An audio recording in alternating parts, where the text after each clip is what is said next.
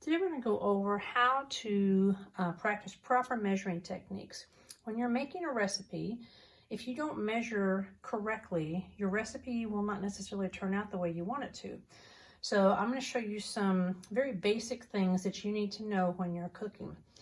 We've gone over the worksheet talking about liquid measuring cups, dry measuring cups, measuring spoons. I want to talk about the difference between all of those. Some of you, when we were doing our tools, you weren't quite sure what this was.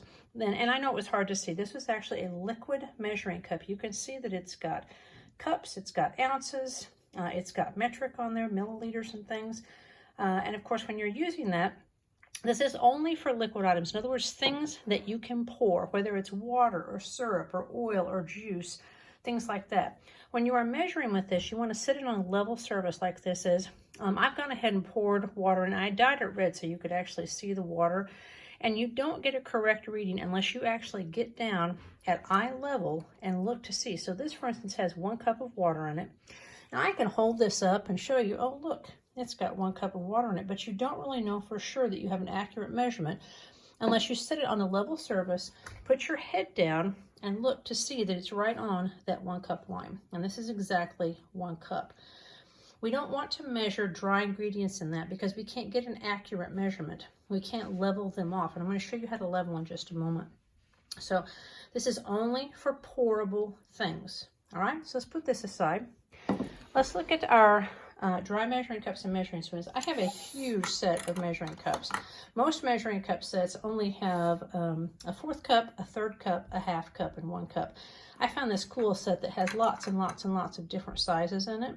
If you run across something like that, that's really fun to have because it just makes your life easier. It's got a set of matching measuring spoons that have, same thing, lots of different sizes. Most of your measuring spoon sets, as you saw today in your worksheet, are going to have a tablespoon, a teaspoon, a 1/2 teaspoon, and a 1/4 teaspoon. That's a standard set. But again, if you find some fun set that's got all these extra ones, it's just easier if you like to bake.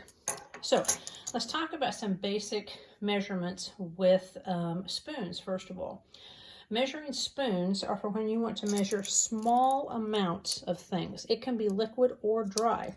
So for instance, if you want to measure salt, if you wanted to measure baking soda, if you wanted to measure garlic powder, if you wanted to measure vanilla, cinnamon, spices, all those kinds of things, that's when you use a measuring spoon. Those are all things that are needed in small amounts. So what you would want to do then is to make sure again that you always level it off. I put some salt in this bowl here. So you can see I would get the salt. Okay. You look here. And then I would take some sort of a straight edge and level it off back into the container.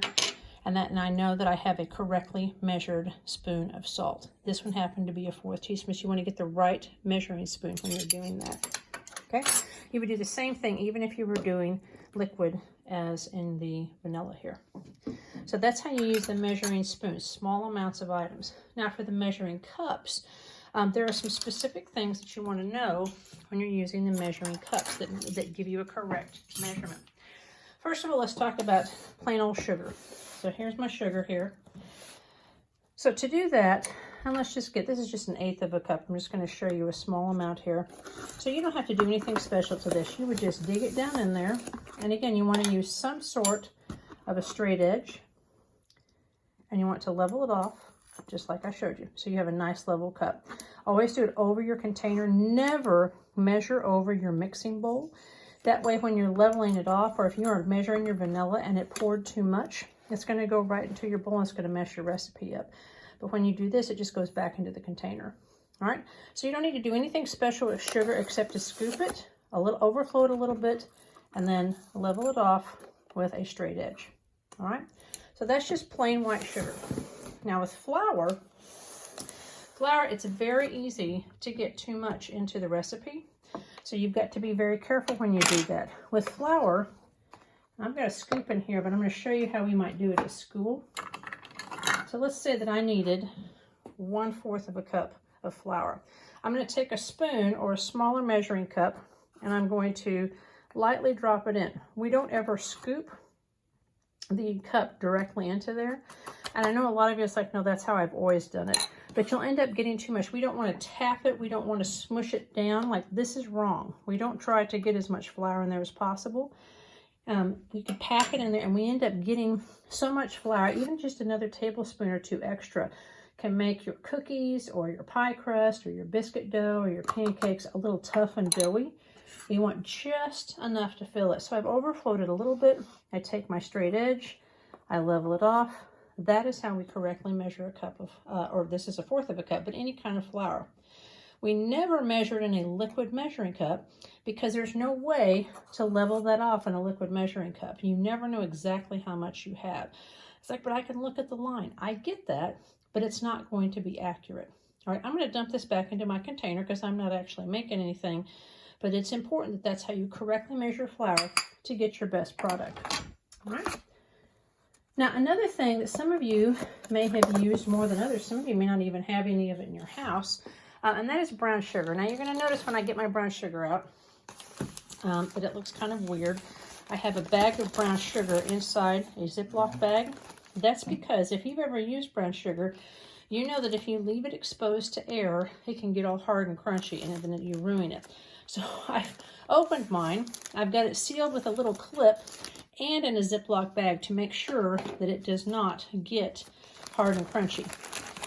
All right, so I'm going to open this up. Now the opposite, we had told you, you want to put your flour into it lightly. With brown sugar, it's exactly the opposite. You want it packed. You want as much brown sugar as you can get in the bag. So for instance, I would take it in here and I would put my hand on the outside of the bag and I would smush and smush and smush and smush. You can see, I'm going to use my hand to level it off until there's my brown sugar. Now I know I've done it correctly if when I tap it out, it looks like a little sandcastle. Brown sugar should hold its shape. If it falls apart in your hand as soon as it hits, you didn't pack it in there tight enough. Which is actually pretty fun. All right, so at that point, if you were making cookies or something else that had brown sugar in it, then you would just pop it in your bowl. So we pack, pack, pack. We level. You can see it's leveled off. And I did it using the bag, but you could also spoon it in there and level it off with the same utensils that I used before. I'll put that back in there. The last thing I want to mention here is butter. Now, for a lot of you guys, this is butter. This is not margarine.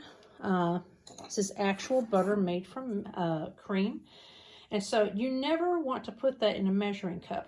That is something that you don't spoon it out. You don't do anything. Butter comes with the measurements written right on the side. If you check that out.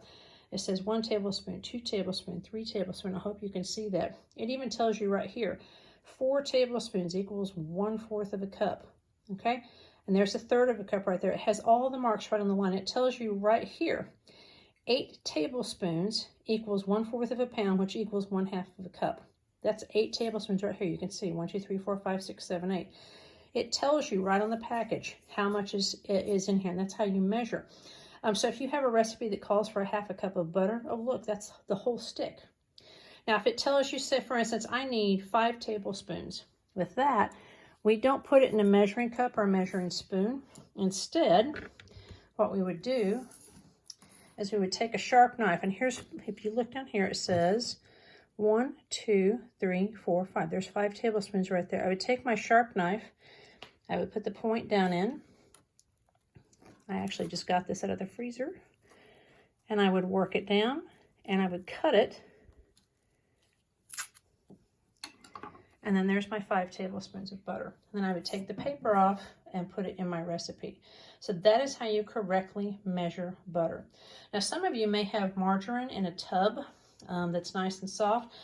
That does not work the same way in a recipe. It's got oil added to it to keep it soft and spreadable, so it's not going to react the same way in a recipe. So you want to make sure if it calls for butter that you're using the butter in the stick.